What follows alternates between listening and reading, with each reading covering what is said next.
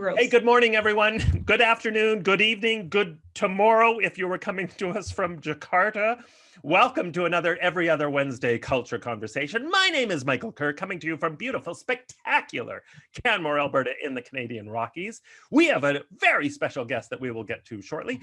But first of all, to my left, or maybe to your right or below you, depending on what your screen is doing, I want to introduce my lovely and talented co-host who has been missing in action for a while, the lovely Mr. Richard Hadden. Richard.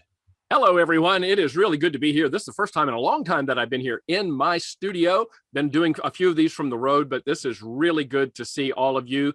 Great to see Michael, and really happy to welcome Lisa. I am coming to you from Jacksonville, Florida, from soggy, rainy, humid, electrical storm, Jacksonville, Florida.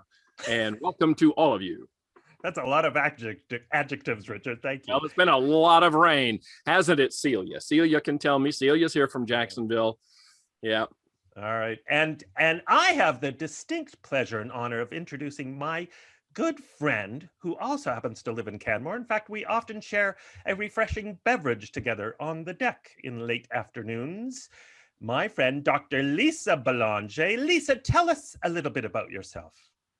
Oh, thank you. And thank you so much for having me, and welcome everybody that's joining. So I have a company called Conscious Works, and what I do is look at the science around proactive mental health and performance, as well as workplace science. And so consulting, speaking, workshops, all that good stuff. As Mike mentioned, I'm coming at you from the Canadian Rocky Mountains. And if I'm not working, I'm probably taste testing local wine to make sure it's okay. Or, you know, yoga, running, all those fun things. And yeah, that's me.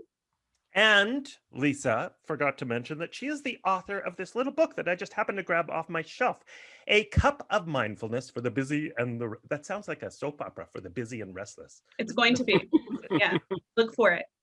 Fast, simple ways to improve your focus. I highly recommend this book. It's a quick read. It's meant to be a quick read because it's all about how to just great practical tips on how to practice mindfulness.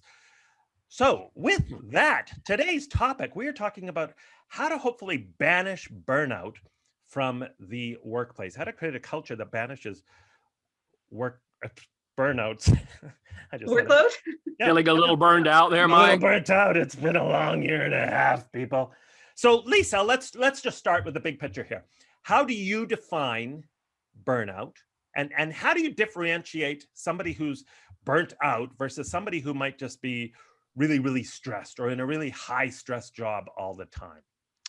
There's three aspects to burnout that make it unique, and it is an exhaustion, inefficiencies, and cynicism towards whatever is burning you out. So the majority of this conversation is going to be around occupational burnout, so referring specifically to your job. We know in the literature that there is caregiver burnout, there's parental burnout, there's athletic burnout. And if you think of the first or the middle two, the parental and caregiver, they've kind of amalgamated with workload in the last year and a half. So to separate them is quite difficult, and it is worth acknowledging that there's other factors that can lead into it. But what's really key to defining the specifics around burnout versus stress versus depression is inefficiencies, cynicism, and exhaustion. Cynicism, that's fascinating. Right, I'd never thought about that before. That's interesting. Yeah, that's right. The cynicism fascinates me. I have a neuroscientist that works with me, and we were creating our first course about burnout, and she herself had burnt out. And what we were looking at is what she was looking at was brain scans around people that are burnt out, and the cynicism that is involved with burnout actually creates a negative feedback loop in your brain. So if you've ever struggled from burnout and you're like, why can't I pick myself out of this? It is getting that negative, it's basically supporting itself to continuously be cynical towards what's burning you out. So you actually have to change the structure of your brain to start getting out of or recovering from burnout. Wow. And you, Lisa, can you? Oh, let me just ask a question before I forget, because I'm a little burned out and I might forget. Can you give us your definition of cynicism? I've heard a lot of different, I think I know what cynicism is. Everybody knows what cynicism is. Yeah. But what is your view of cynicism? So it's approaching things with that first negative thought. right? So this idea of, thinking of work on Monday morning and being like, ugh, like having that exact sound to go off in your head, it's Yeah. negative first. And so you can see how that would affect your work, your ability to relate to clients or to coworkers. If you're approaching it from the negative first, it becomes incredibly difficult and energy consuming to be able to shift and to alter to positive thought. My friend, that ugh feeling, my friend talks about the driveway test, as he calls it. And how are you, not that that's been all that applicable the last year and a half for a lot of people, but if you're heading off to work in your car, you get into your car in the driveway on a Monday morning, what is your mindset? What is your mood as you think about driving into work, right? Have you ever been burnt out, Lisa? Yes. So my burnout, and we can definitely talk about this, comes from charitable work.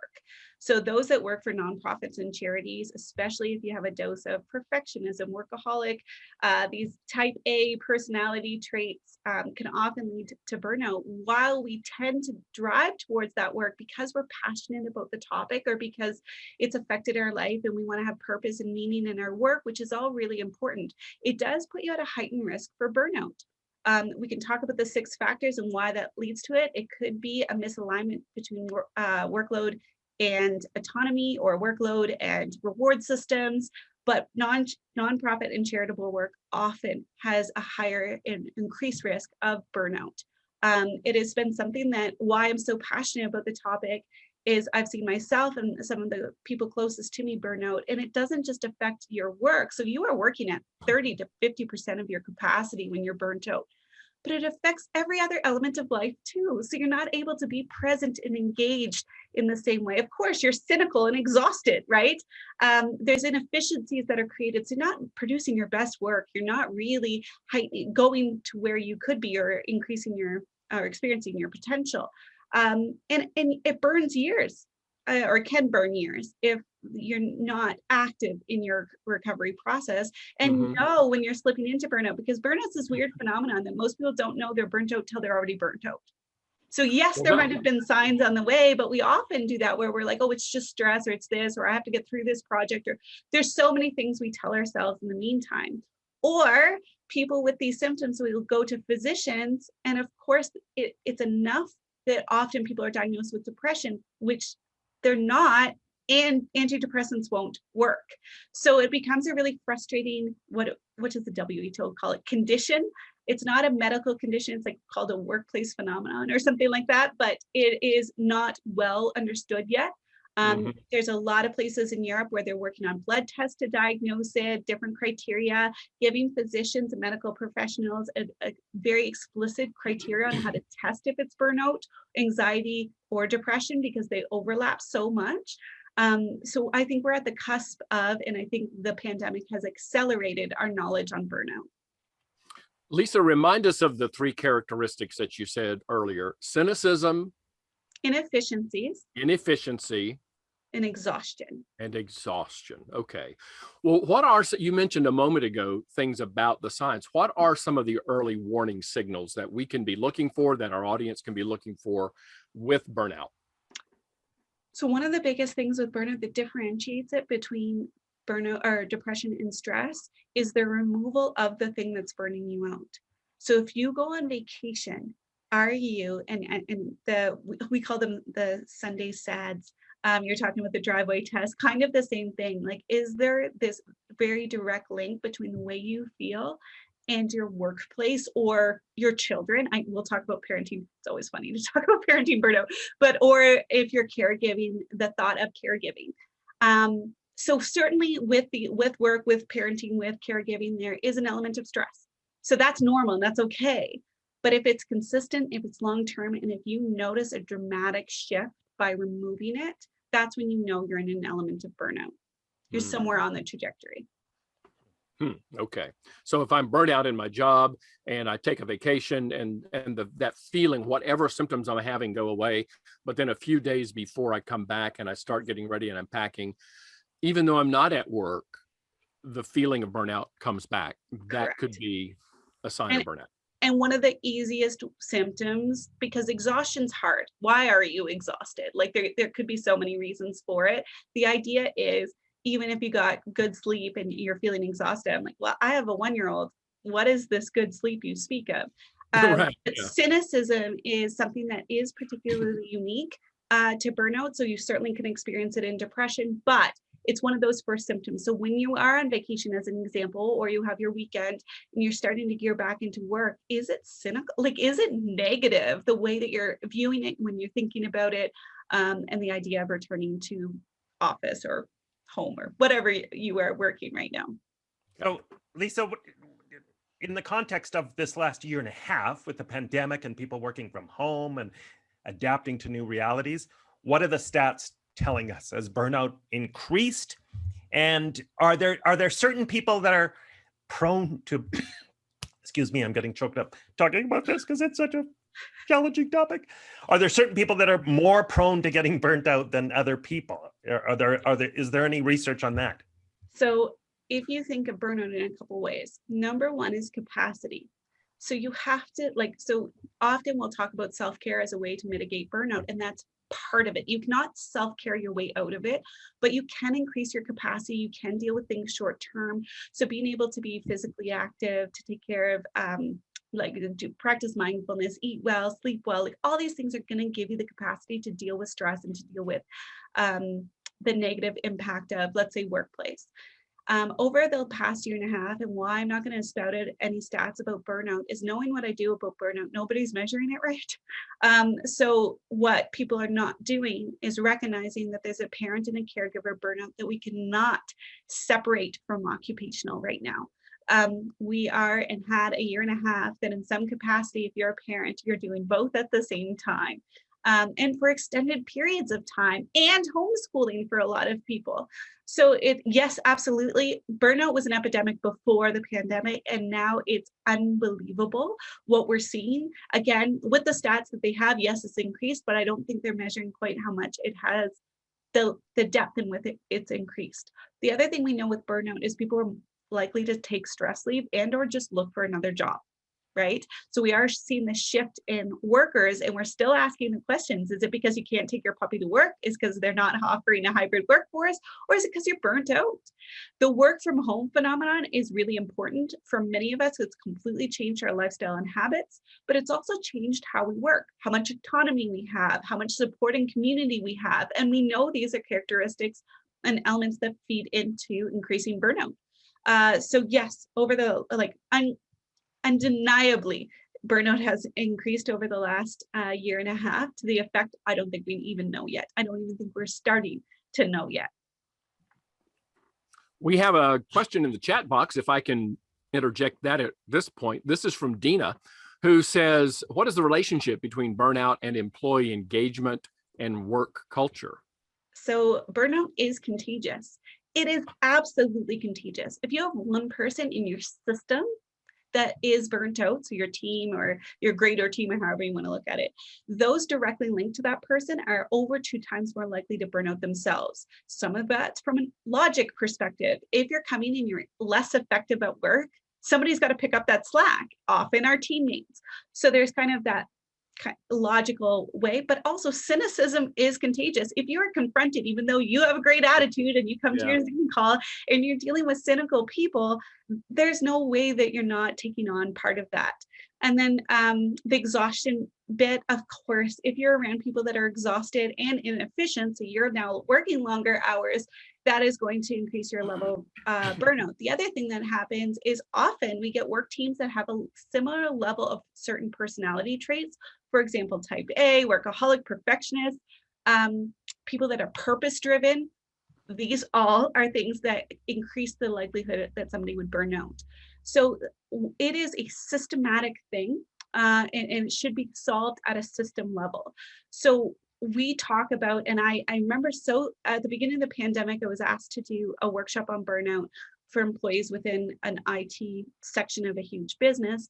And the CFO got on, she goes, can you just tell them that it's their responsibility to take care of themselves? And I'm like, no, absolutely is not what I'm going to do. Self-care is an element, a small element of the greater way that we can change and support or prevent or recover from burnout. It is the system. You cannot self-care your way out of this. It has to be a systemic effect. So there's ways that we can influence as leaders, as culture leaders, as company leaders, the culture we create and the elements of burnout that this might be a perfect time to address what they are, on how we can influence those so that we're creating a culture that actually supports that everything that is not burnout. So the growth mindset, the resilience piece, the positive mental health, and arguably most importantly, that there's a psychological safety that people can talk about it if they are burnt out, or if it is their workload, or if it is an element of fairness is another component to that. Can you talk to your boss if something doesn't seem fair? It's not even that it has to be solved, it just has to be acknowledged. So there's so much we can do from a cultural piece. Do you want me to introduce these 6 elements right now? Because I keep talking Yes, about them. my breath is, Tell everybody what they are. my breath is bated. I know you can't tell, but I am waiting with bated breath. So there's 6 contributing factors to burnout. Number 1 is workload. We're typically very aware of what that is.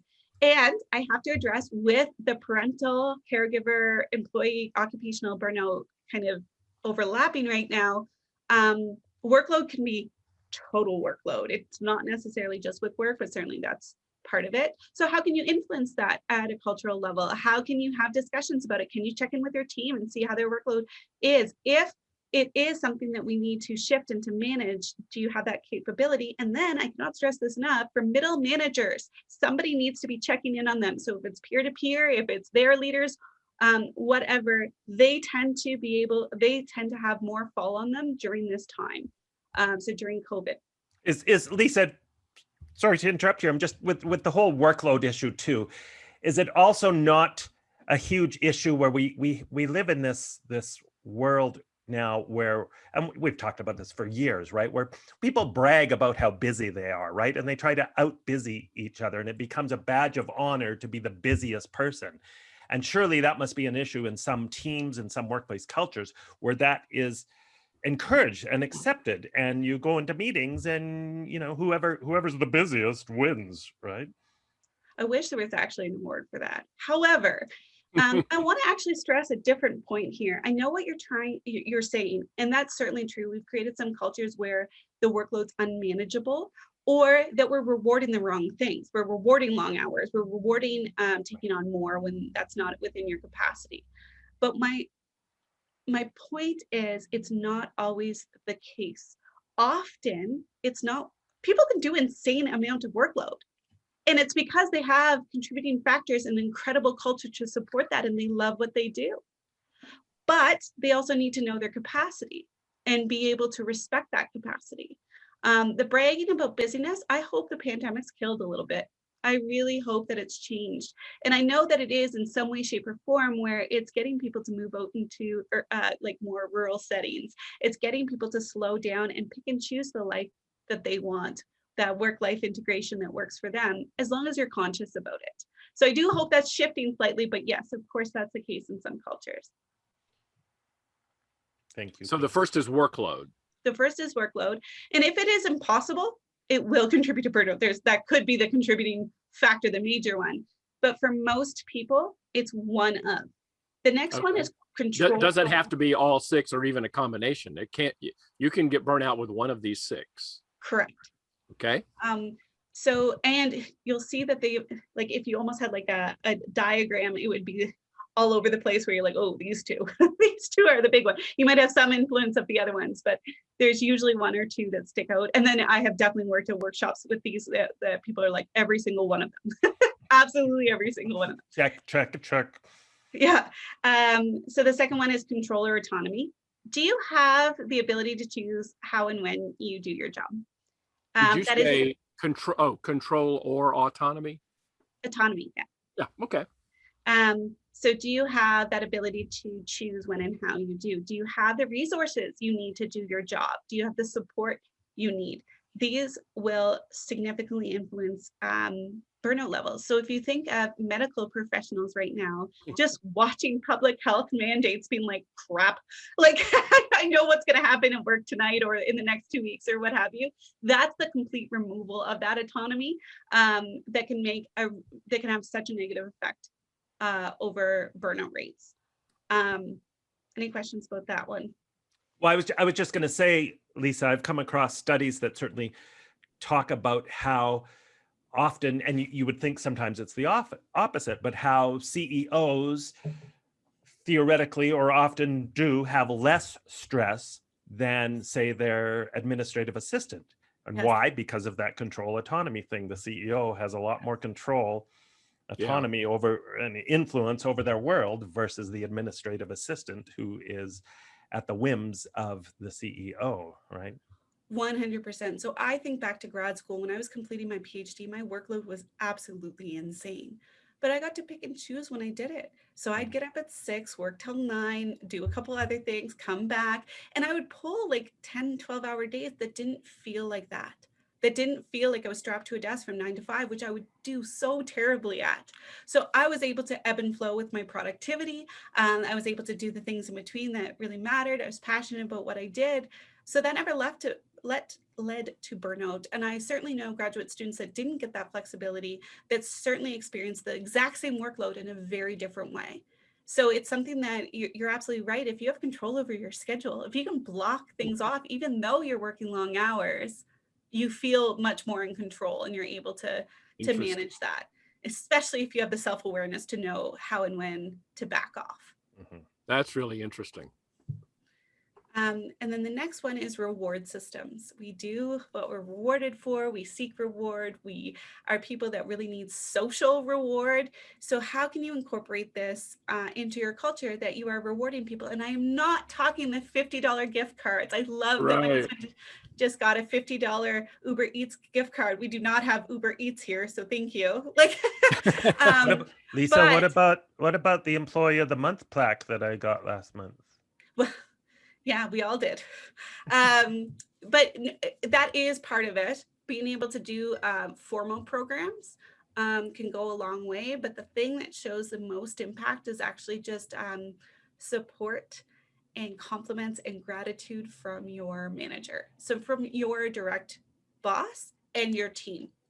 So being able to, I know a lot of leaders now that will actually put in their Slack or their Google Calendar, reward employees, like tell so-and-so they're doing a good job, because you know that, but you don't always express it. So having some consistency with that, and there's so much we do. We are innately social people. There's so much we'll do for social validation. So it can go really a long way with that. And then there's the big company-wide awards, there's small ones, there's, if for anybody that watched Brooklyn Nine-Nine, I gave the Amazing Human/Genius Award, which was literally just a picture that I sent them in an email and just said, great job, thanks for doing XY, going a little bit over the expected for whatever it was, but making sure that that's continuous and systematic and that people are genuine and remembering to do it. And let's not forget there's an overlap or a relationship between autonomy and recognition and reward. One type of recognition for your employees is to give them more autonomy. is to allow them to do the work how they know how to do it and give them that freedom. That unto itself is a form of recognizing your employees' talents and skills. I could not agree more. And for somebody like me, oh my goodness, it is like everything. Screw the $50 gift cards. It's autonomy. Now, before we move on to that, we have a question, and I'm not necessarily, for all of the chatters out there, thank you. I'm not necessarily taking these questions in order. I'm going to try to get to all of them. But David is asking, he says, is it about reward or acknowledgement? And then he says, I don't want this to be a semantic issue, but I think, your input on that, Lisa, would be, is it reward or is it acknowledgement? Acknowledgement is a type of human reward. So both. And gratitude, I would also put in that little list. Gratitude, okay. But not necessarily something tangible.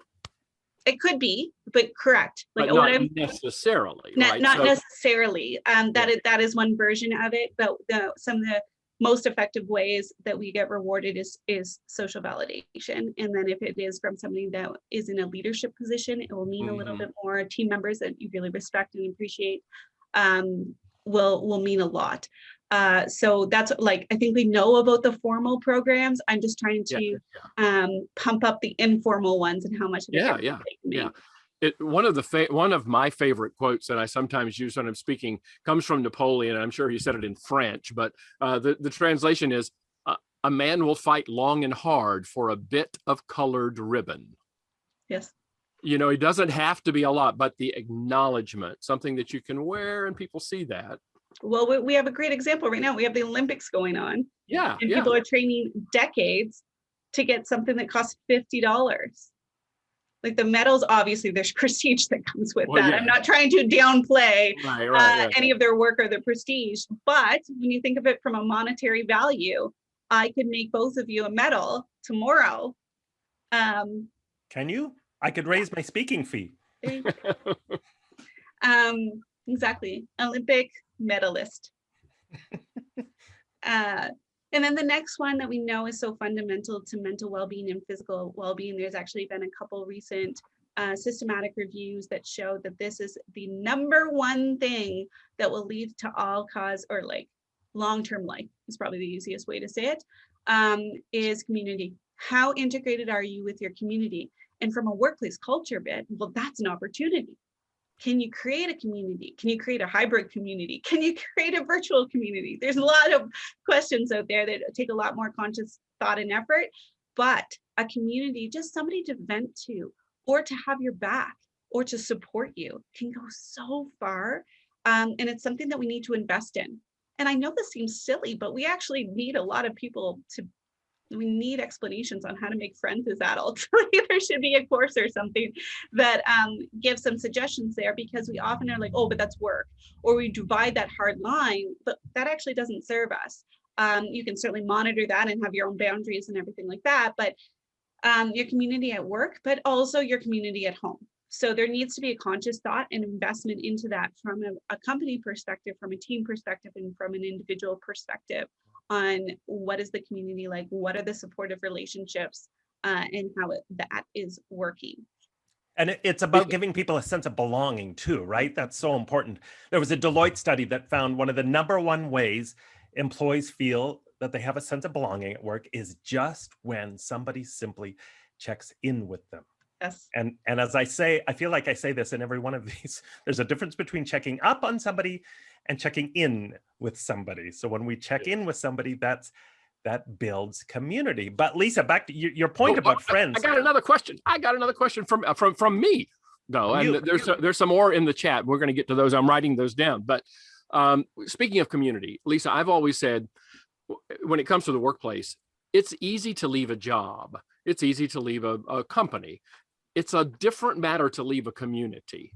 I mean, do you see that connection there, that if I feel that I'm part of a community, I may still leave the organization, but I'm going to have a different thought process, and there may be some stickiness to that community that would not be there just with a company or a job. So one of the best ways to do this is going to seem like a weird example, but it will come back to your point. I can do weird. I do weird very well. Perfect. So one of the best ways to create a system of motivation for physical activity is actually make it social. It is really easy to not go for the run. It's really hard to navigate the social situation when there's somebody at your door in running clothes. Okay, so we will avoid that and stick and just go. We'll just go for the run to try to avoid that, navigating that social interaction. And so when it comes to community at work, and that sense of belonging, for example, we want that, we crave that, and we don't know if we'll get into the next place. So it actually does keep us, good, bad, and otherwise, in our spot for longer. And again, I have to highlight, how do you do that in a hybrid community, and how do you do it in a virtual one? Because that's where we're going to see a big difference. And that's where we're seeing a lot of shift in workplaces, where it's really easy to use your computer for a different company. Where it was a lot harder to actually have to leave an office space. So this is going to be the new world for the next little while. You know, Richard, your comment reminds me of a good friend of mine. His 19-year-old son is tree planting this summer, and he was ready to be done, but they extended his shifts for another several weeks. He was so ready to come home, but his line was to his dad, I can't come home because even though I'm kind of done with the work, I would never do that to my team. Yeah, To my team boss. yeah. I can't leave my team. Yeah. And this from a 19-year-old. And of course, you know, the convention, everybody says that anybody under the age of 25 is completely incapable of having those kinds of emotions. And you've just proven that's total bunk. So good. Oh, so we have a list of 4. I want to hear 5 and 6, Lisa. The next one is fairness. We really care if we're treated fairly.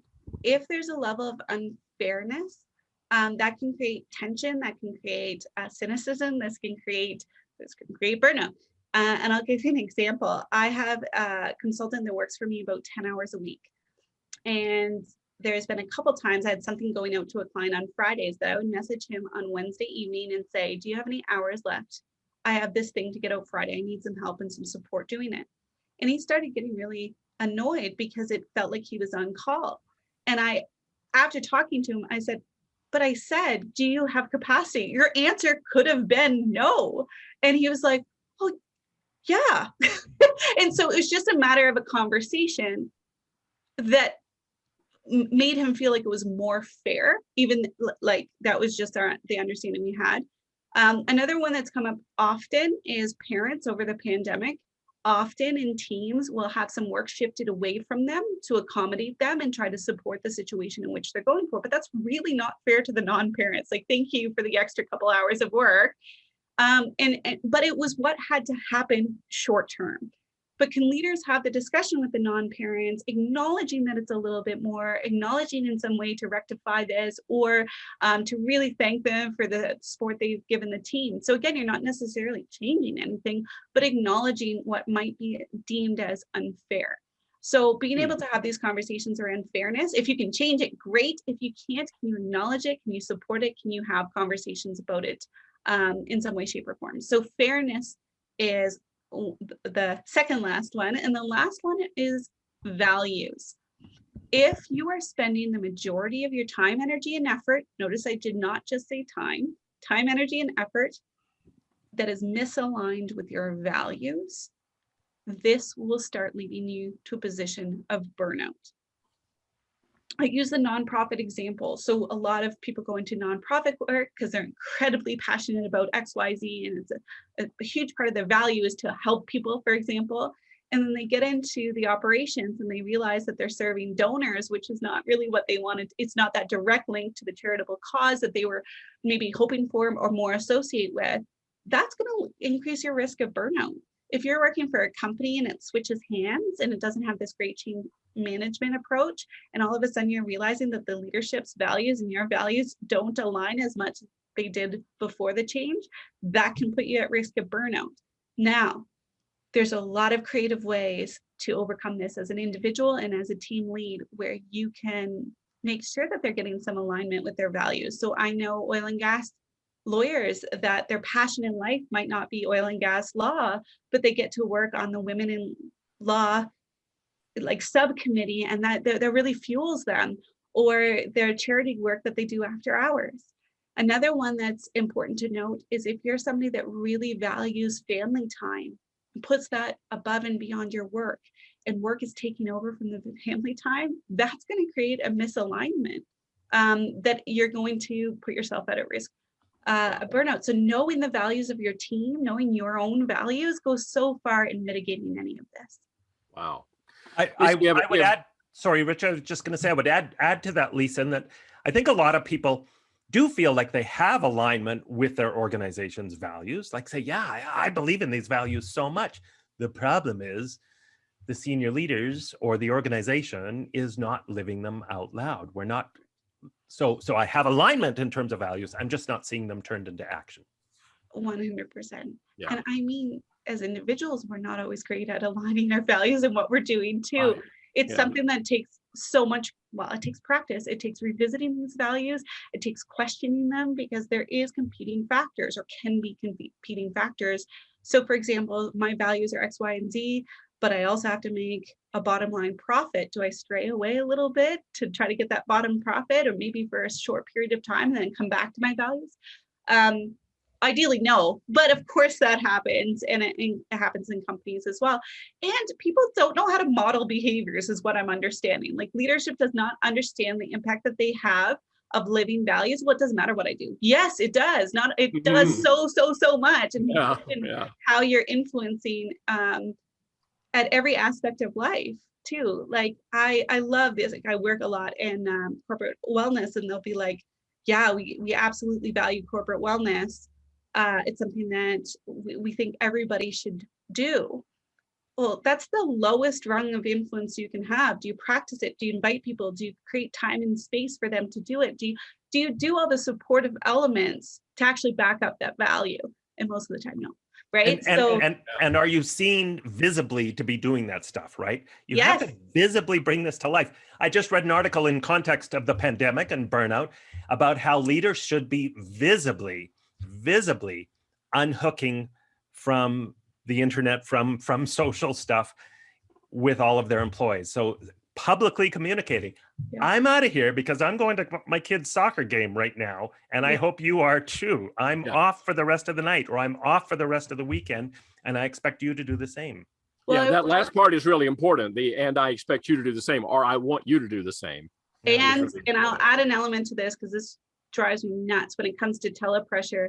Doing that song and dance and then emailing people. Everybody has delay send now. There should be no reason after hours. You can email, like if after your kids go to bed and you can catch up on email and that works for you, that's fantastic. There's no reason to put that on somebody else's desk. Delay send till the next day, unless it's emergency, and then call them, right? So there should be within teams, if not at the company level, communication strategies, especially now. But I would say forever going forward. We know the case studies in France where they make it illegal to communicate after hours, and maybe it's not quite there. Right.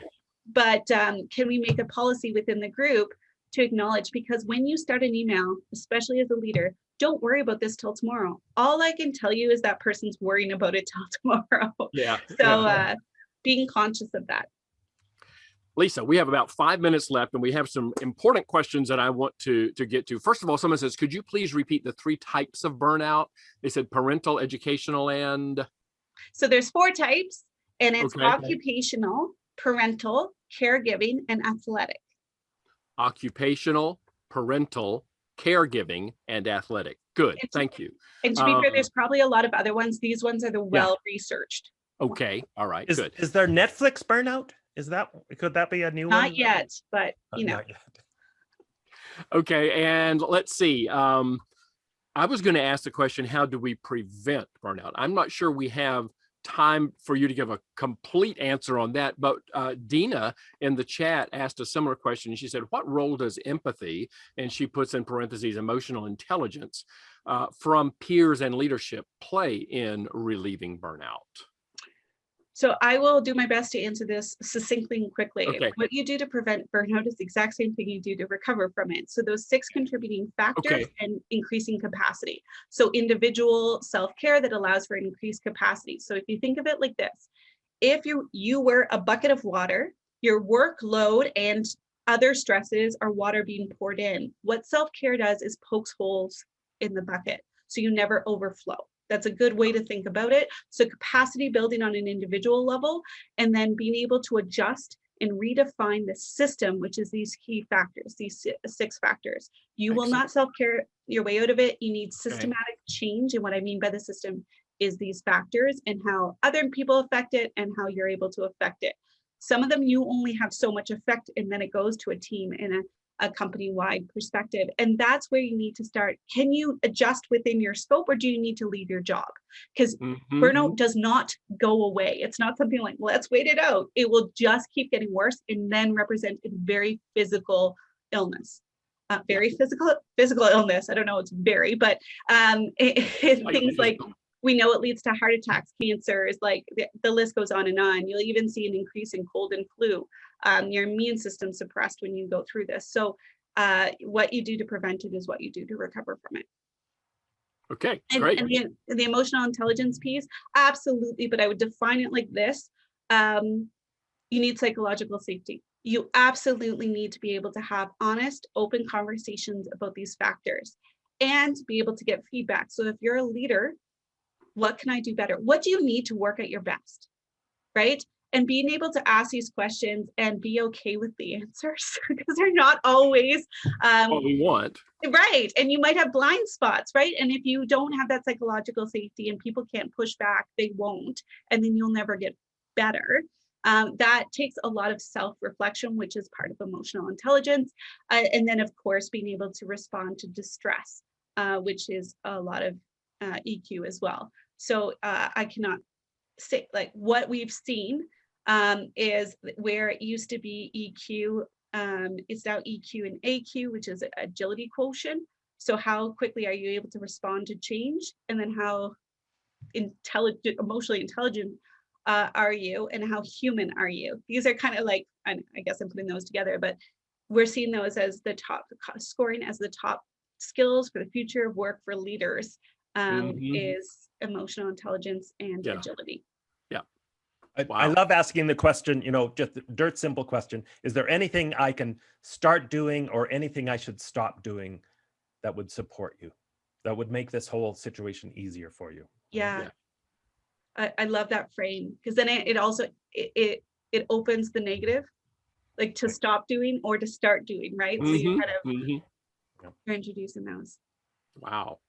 Gosh, I can't, this is, it happens every time this time warp comes along, and it has been 43 minutes already. Lisa, any final words of wisdom? And this has been so educational and unburning out for me. So I really appreciate it. But any final words for us before we wrap up?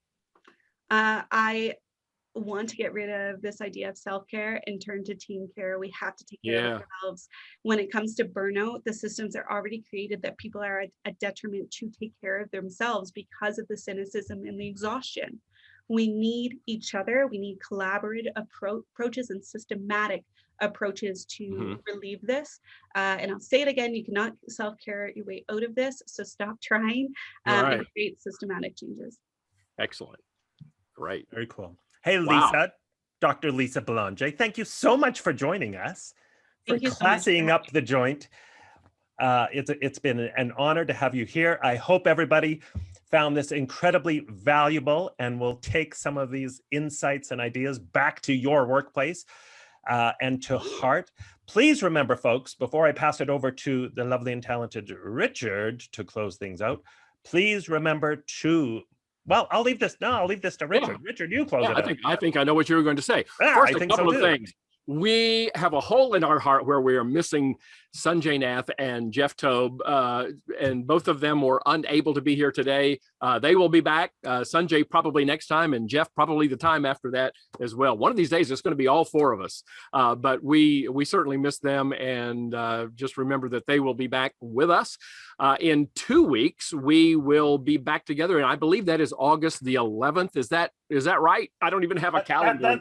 Let me check. It is August 11th. The 11th, 2 weeks from today, and you'll find out between now and then what our topic will be and who our special guest will be if we're able to have one. But we so appreciate you being with us, Lisa.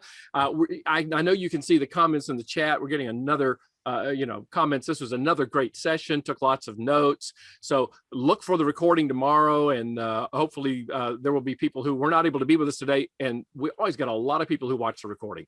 Thank you to everyone for being here. Don't forget to get your friends to register. The more, the merrier. And we'll have another great discussion in 2 weeks. Not just your friends, your neighbors, your bosses.